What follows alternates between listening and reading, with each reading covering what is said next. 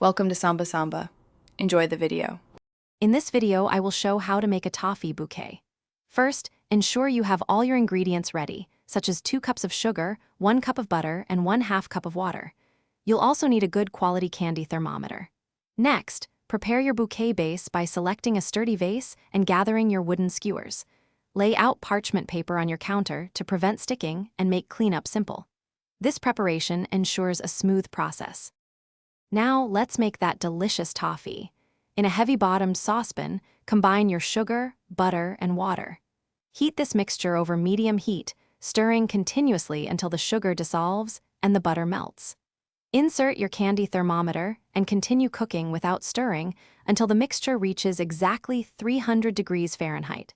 This hard crack stage is crucial for the perfect crunch. Carefully pour the hot toffee onto your parchment-lined baking sheet and let it cool completely.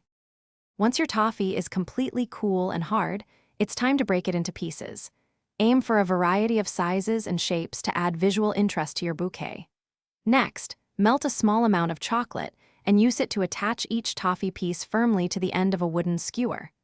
Allow the chocolate to set so the toffee is secure. Finally, arrange your toffee skewers artfully in your chosen vase, creating a stunning and delicious edible bouquet. To give your toffee bouquet that extra special touch, consider adding some decorative ribbons or tissue paper around the base of the vase. This really elevates the presentation. For optimal freshness, store your beautiful creation in a cool, dry place away from direct sunlight. It's a wonderful gift or a delightful treat for yourself.